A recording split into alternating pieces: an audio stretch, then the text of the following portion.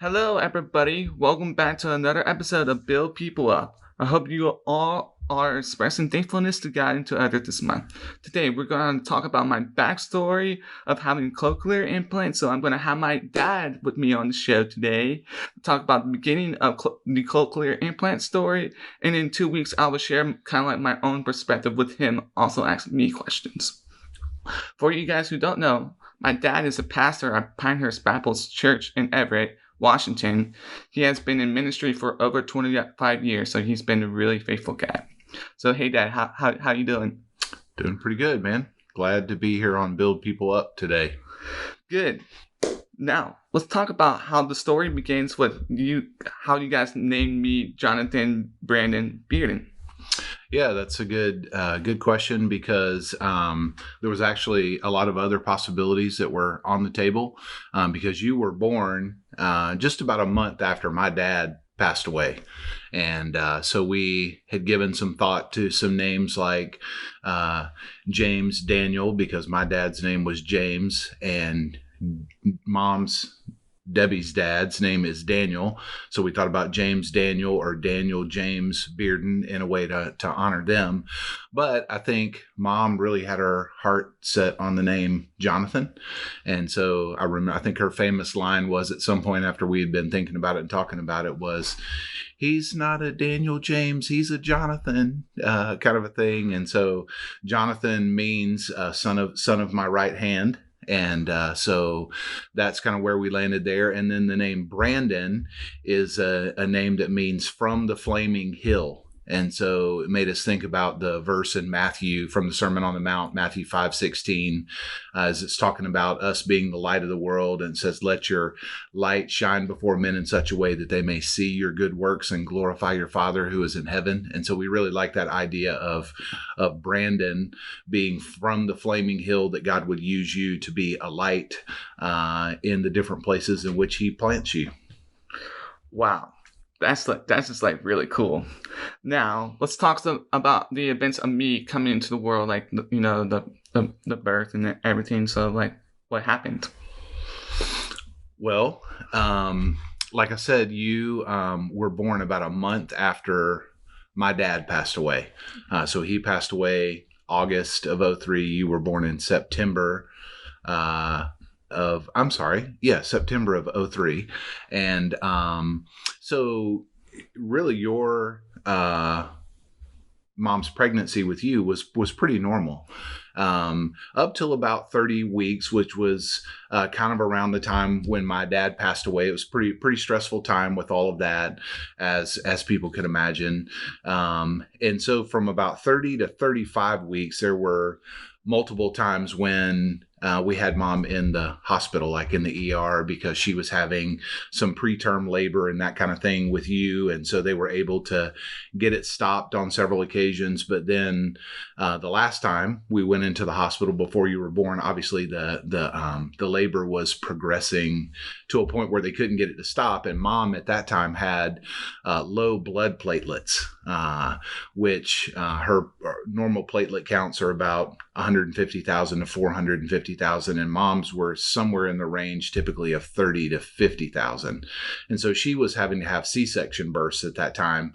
And so with you were coming, right? You were going to be born. And so we had to make sure that she didn't get too far along in the birth process, that you would be born naturally, because we didn't know if you would have low platelets or not. And the trauma of the birth experience, if you had any kind of internal bleeding and you had low platelets, yada, yada, yada, that kind of thing. So it was really important to make sure that you were born by C-section. So we actually kind of had an emergency C-section with you so that you were born. And so that's how you were born. You were born at 35 weeks.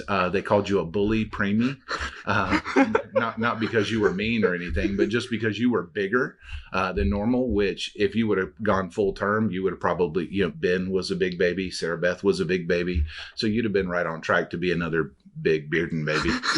But even at 35 weeks, you were still a big baby at 35 weeks. So Yeah. that's kind of the story of how you were born. Yeah. Yeah. Cool. So kind of like after the events of that, what did like kind of the doctors find out and like talk about my condition, or did they have anything to prove like about my condition that I have? Yeah. So in the hospital at that time, they had just kind of started, or it was newer on the horizon, to do hearing screens for babies, newborn hearing screens. So we're in the hospital. They actually give you a hearing test while you're asleep just to make sure that you're hearing, and you were failing those hearing screens. So you weren't passing those hearing screens. And in the hospital, they were like, oh, it's no big deal. He's probably just got fluid in his ears. It's nothing to worry about. But we'll send you to an audiologist once he's out of the hospital, and they can do more thorough testing, there. And it'll be a little while after you're out of the hospital. So if there was fluid, it would have the opportunity to kind of clear itself up. So they were kind of not too worried about it. Though I was pretty determined to have you just go ahead and pass those tests. So we had them give it to you like a few more times than they were supposed to. Even when you got you home, I would do my own like Bearden home hearing tests, because whenever people have a baby, you don't want anything to be wrong with your child, kind of a thing. And so anyway, there were times when you would respond to some of those things, but most of the time you wouldn't respond to it very much. And so we took you to the audiologist. I think you were 10 days old. You were, okay. Mom might correct me on that, but you were little. And so we took you to the audiologist's office, and that's where you were diagnosed with what's called sensory neural hearing loss, which is in the inner ear, which is the cochlea. It is a nerve, and it has fluid and hair on the inside of it, and that part of your hearing was not working. And so sometimes they can say sometimes the cochlea doesn't have hair in it, so the sound comes through, but it doesn't stimulate those hairs to trigger the auditory nerve to decipher it, kind of a thing. And so you were completely deaf in one ear, and you had about 50% hearing in the other ear, but the thought was that the other ear would eventually you would lose it all. And my kind of joke, they always called that a progressive hearing loss. And I always thought it should be a regressive hearing loss, because if it's getting worse, it's not progressing, it's getting worse, kind of a thing. But that's neither here nor there. So that obviously for me and your mom was a really difficult day, because then you're beginning to think, okay, so what does this mean, and how can we fix this? How can we address it? All the while, praying and asking the Lord to heal you, to restore your hearing, that kind of thing. Because we're in this part of what we're going to talk about too. I think, we do live in a hearing world, and we're a hearing family. So there's no one in our family who is deaf, and so we're just thinking through all of that. But so yeah, that's how we found out about that, and then that led to other appointments, and maybe I don't know if you want me to talk about that now, or you want me to talk about it later. You want to talk about it now? Yeah. Okay. So were they able to know why I was deaf? No. So in the process of all of this, there were more doctors, especially down at Shands Hospital in Gainesville, Florida. A pretty big hospital, by the way. Yeah, huge hospital, medical hospital, great hospital. Even though they are Gators, but we don't Florida Gators. We won't hold that against them.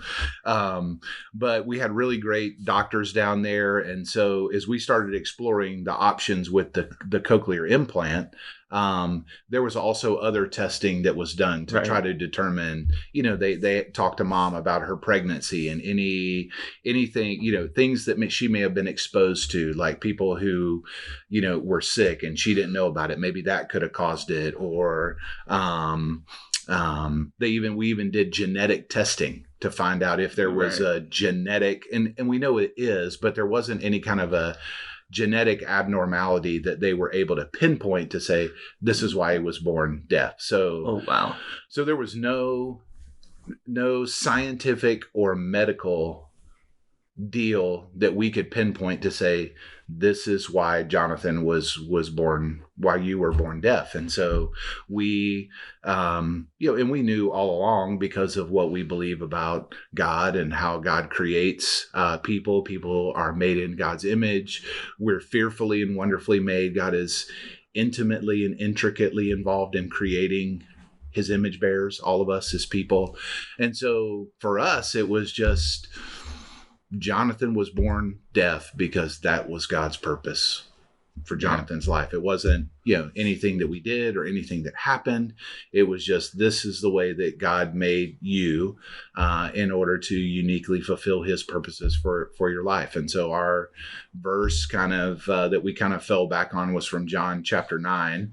It's about a story of the man who was born blind. Right. And so the Pharisees, the religious leaders, come to Jesus and they say, why was this man born blind? Who sinned, him or his parents? We want to know that him being born blind was obviously some sort of a judgment from God. Right. And Jesus answered and said it wasn't neither that he or his parents sinned, but he was born blind that the power of God might be displayed in his life. So that God could be glorified, and ultimately the man born blind was healed. But so we've claimed that as you were born deaf so that God's power could be displayed in your life. Right. And so we still don't know all of what that looks like. And we won't until eternity arrives. Yeah, that's right. Yeah, when we're with the Lord and before the Lord one day, all of that will come fully clear. But in his kindness, he gives us opportunities to see little glimpses. And like one of the ways, just a quick, don't want to take up too much time, but one of the ways that this worked is there were a lady named Janet Kahn, who was very involved from the early stages. Love her. Yeah. She's the best. You'll have to listen to this episode, Miss Janet. But she was very involved. And so she was in helping us and getting us services. But she also was instrumental in teaching students at FSU. And she would always have parents come in who would kind of share their story of having a child with hearing loss. And so there were a number of occasions where we, in the context of a secular university in a very liberal city, that we had the opportunity to sit in a state university classroom, not Christian, and basically tell your story and say, we believe that God made Jonathan this way. He didn't make him as a mistake. And we believe that God has purposes for Jonathan's life and that God's going to be glorified through this in Jonathan's life. So we had opportunities sitting in a secular university to talk about God's purposes through all of this. When you couldn't have went to the university and say, hey, we'd like to do this. But because of Janet's role in that program, that speech and hearing clinic program, we had those opportunities. And so that's just one way that we were able to do that. Well, just to let you know, I did not know that, so I'm kind of pretty shocked right now. Yeah, most of this Jonathan doesn't know. We've intentionally hid it from him. No, I'm just kidding.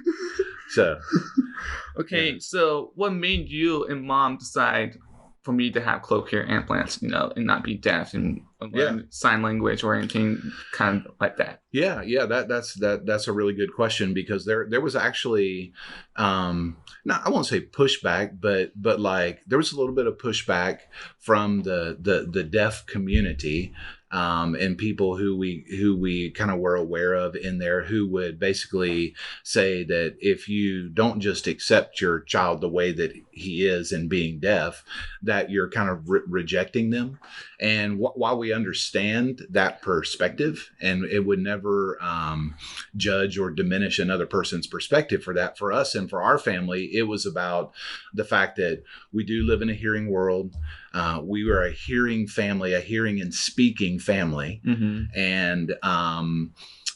And just as parents, we wanted to do everything that we could to give you every opportunity to succeed later in your life, and to take advantage of even technology, medical technology and science that could enable you to be able to hear. And so, hearing aids, and this is a little bit more, I'll try to be quick. Hearing aids won't help you, because all hearing aids do is amplify sound. Right.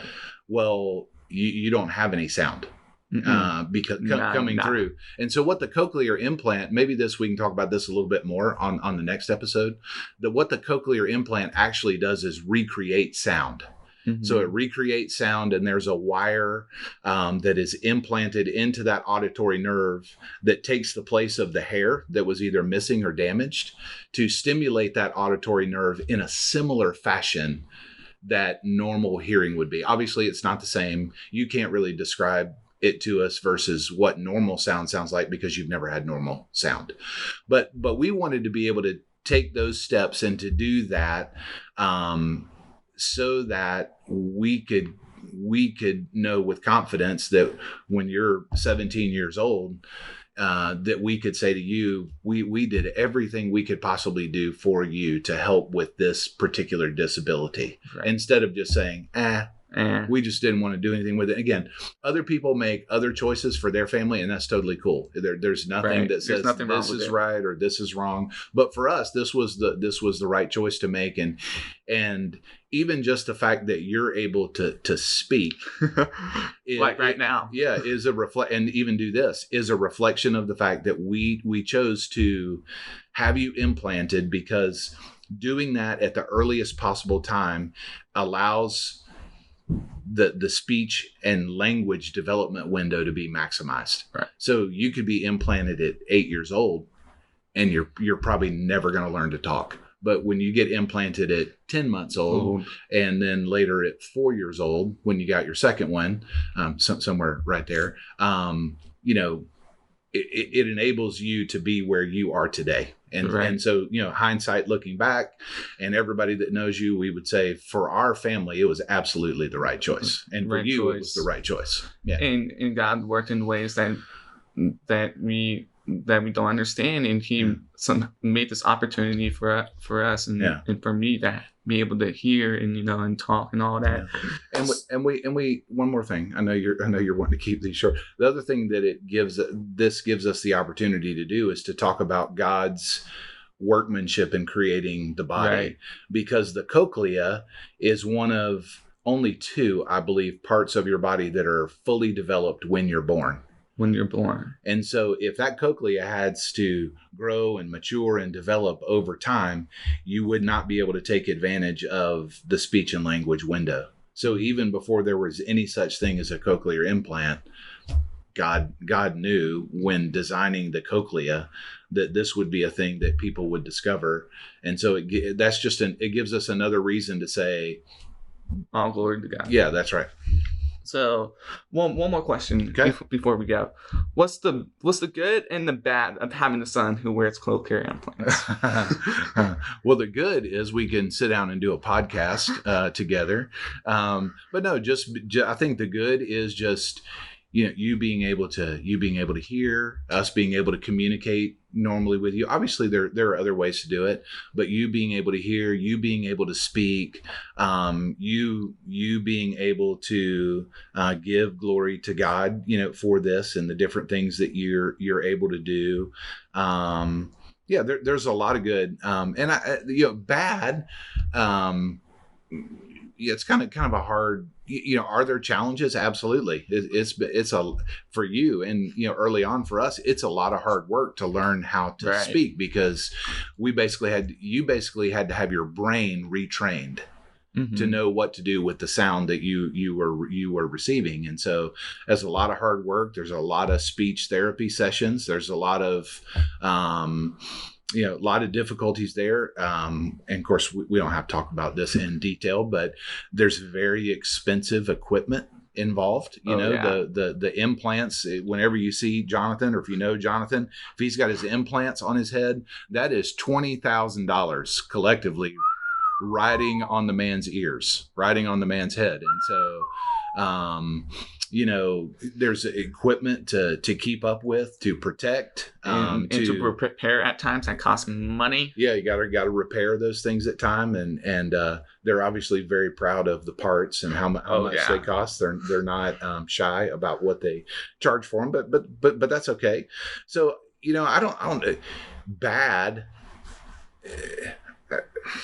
It'd be hard to say this is bad about it. Are there difficulties and challenges? Yeah, but there are with anything that is that's a good thing. So yeah, but there's a lot of good, and I wouldn't say there's anything bad, but there are challenges. And with those challenges is something to work on. Work on and overcome those challenges. Yeah. So yeah, that's pretty cool. Yeah. So. All right. Well, thanks you guys for listening to my podcast today. Hope you were that encouraged and strengthened and built up in the Lord for this, and that you were ultimately that I was building you up. Don't forget to like, share, and subscribe to this podcast, and my story of having cochlear implants can reach more people to be impacted and transformed by the gospel. Part 2 of this story is coming in 2 weeks. Go to the Build People Up website to check it out. I will post links in it in the biography of my post. So there's a challenge I'm going to give to you guys. So this is like totally brand new, and I would love for you guys to do this. So feel free to DM me on Instagram, Facebook, or send an email to buildpeoplup2020@gmail.com. So here's the challenge. Drum roll. Ooh. So the challenge for y'all is to text somebody you haven't talked to in a while and say one thing of encouragement and why you are thankful for them. All right. See y'all next time. Don't forget to build people up.